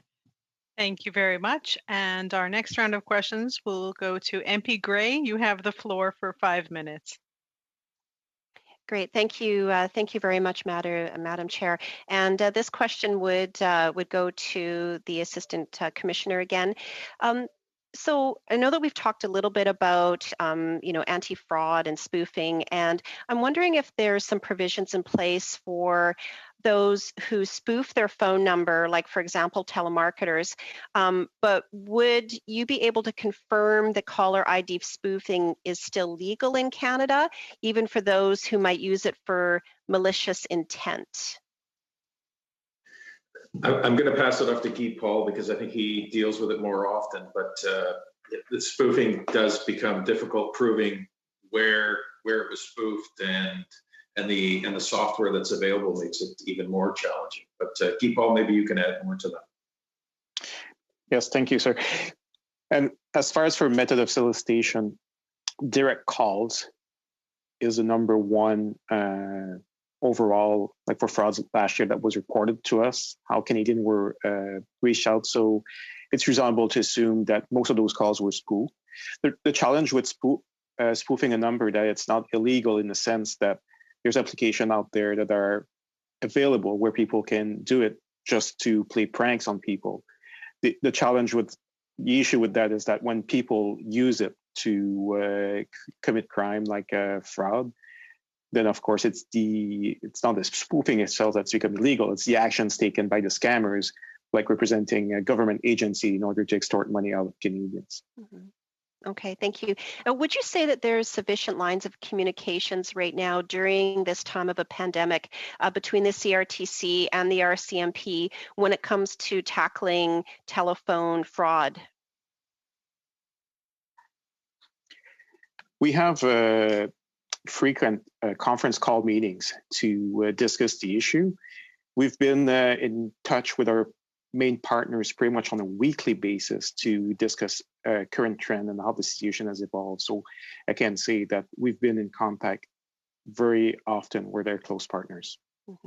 Okay, so like for example, if a complaint comes in about a fraudulent call and it's received by the CRTC, you said that you've got these weekly communication. Is there a quicker, expedited process that happens in that when there's, something that seems to either be emerging or something that seems quite serious? Is there sort of a more expedited protocol, I guess you could say? Yes, there is. I mean, those calls is to mainly discuss trends and intelligence that we can share among each other. But when there's something urgent or emerging, we have protocol in place where we can share the information more rapidly. And that's done within the same day or the day after when the information is what we call hot. Okay.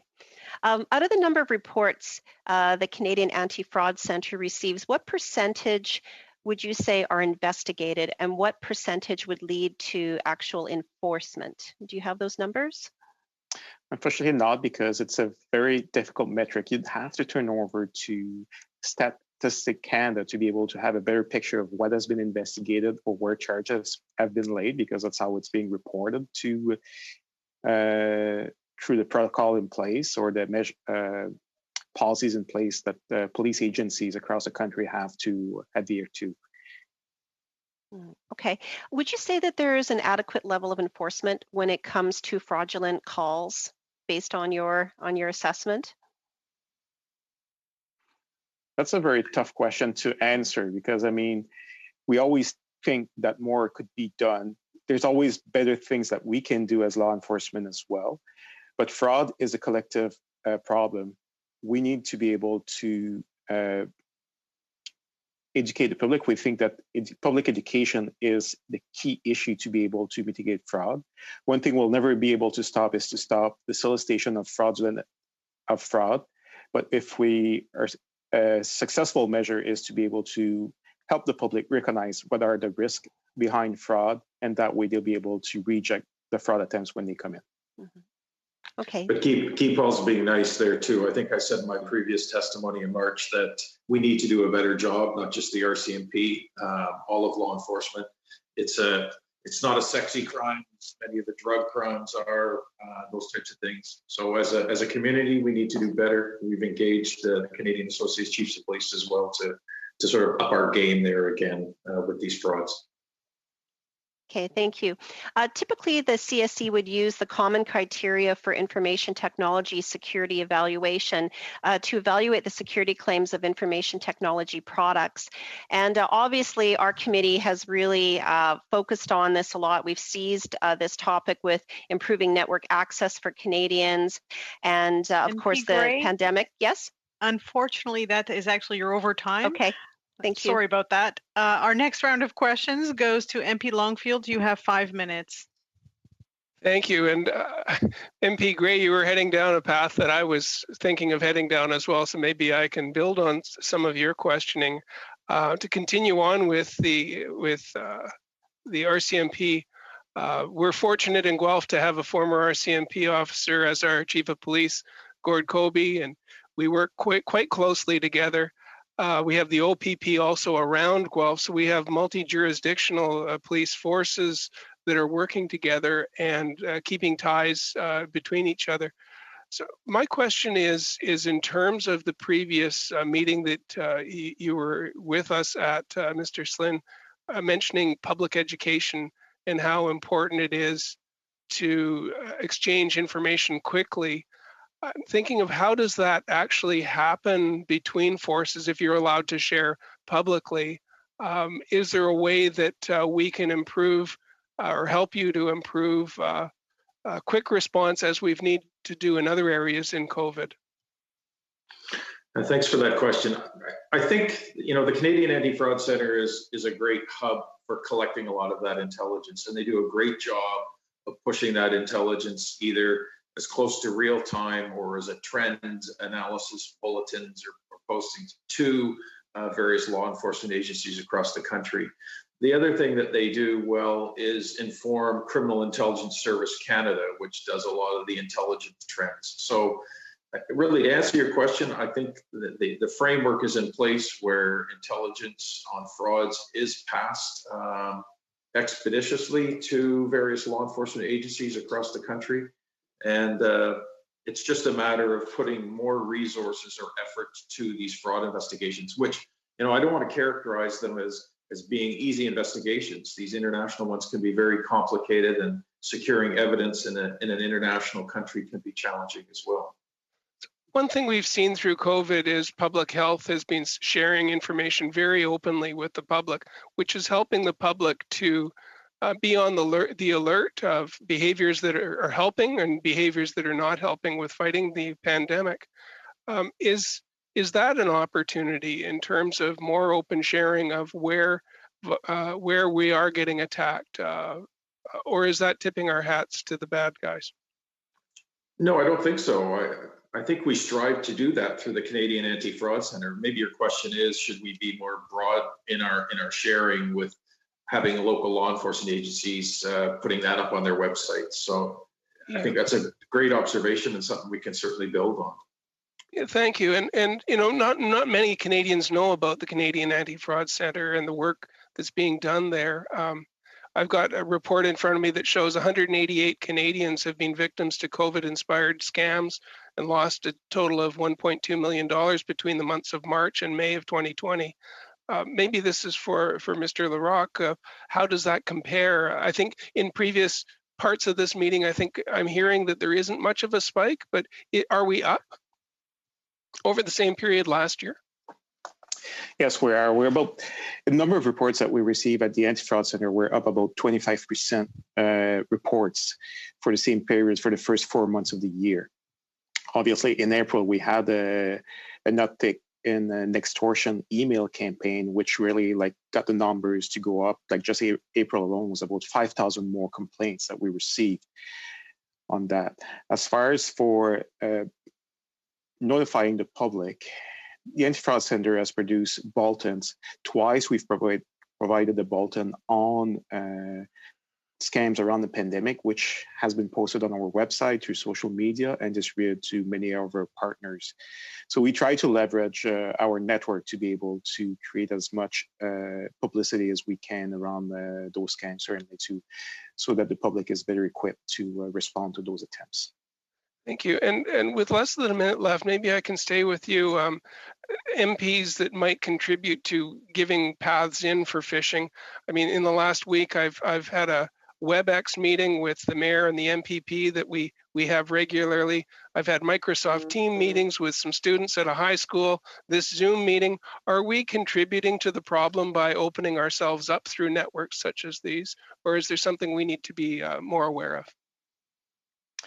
Not sure if I properly understand the question, but certainly every efforts to educate one another will certainly contribute to better protect ourselves. One initiative that we've started picking up from the UK was tell two. So if everyone tells to two other person, in no time we would cover the country. Great. Thank you very much. You're welcome. Thank you very much. Notre prochain tour, c'est député Savard-Tremblay. Mr. Tremblay, you have 2.5 minutes. You're on mute. Thank you for telling me that, and thank you for allowing me this speaking time. I have a question concerning borders. Do American fraudsters cross the border easily? Because our laws take some time to be enforced. You spoke about stirred shaken. Does that make us more vulnerable? Perhaps my question is for the RCMP or anybody else who wants to answer my question. we observed, without saying something specific about stirred shaken, we saw the EMV usage in Canada, the chip card in Canada. We saw fraudsters go south, and they started to print chip cards. But so really, the border really isn't an issue. There will be fewer obstacles, I guess, in committing a crime. But with stirred shaken, I think we'll still have fraudsters come into Canada to spoof us on the phone. Well, we have those two systems that are competitive, and Canada is more lax than the American norm. Am I right? Yes, in all cases, fraudsters are going to gravitate towards an area where the laws are easiest to get around. If it means crossing the border, well, they'll do it. Do you think there's some urgency, a need to act quickly in this area? I mentioned this earlier. I think that stirred shaken is a convention that we have here in Canada to protect consumers and information, but we are behind Europe and the United States. It's becoming urgent for us to act here because otherwise criminal organizations are going to come here and take over our citizens in Canada. How much time do I have left, Madam Chair? Do I have time to ask another question? You only have 20 seconds. Oh, I don't think I can ask a question in 20 seconds. I would just therefore like to thank Mr. Marchand and all the witnesses. Thank you very much. Round is for MP Massey. You have 2.5 minutes. Thank you, Madam Chair. And one of the things that really got me irritated about the Facebook situation is they use third-party applicants as well too. And so here it is in the United States, they're settled for $5 billion, and over here 9 million. And then that's not even that doesn't even cover the government of Canada's advertising costs. And we're going to actually do that by trying to advertising fraud through a party that really has misled Canadians, and I think that's inappropriate in the messaging. But we have very few tools, I suppose, for that. And I think I want to follow with Mr. Marchand there with regards to stir shaken. I understand the testimony from the companies, but it wasn't very compelling that we shouldn't do it anyways, because there will be some net benefits, even if not everybody has stir shaken right away. And also, you could screen your phone calls coming in that way. In terms of what you could have choice as a consumer and consumer empowerment, in my opinion, because you could then choose not even to take a call if it wasn't have through screening of stir shaken.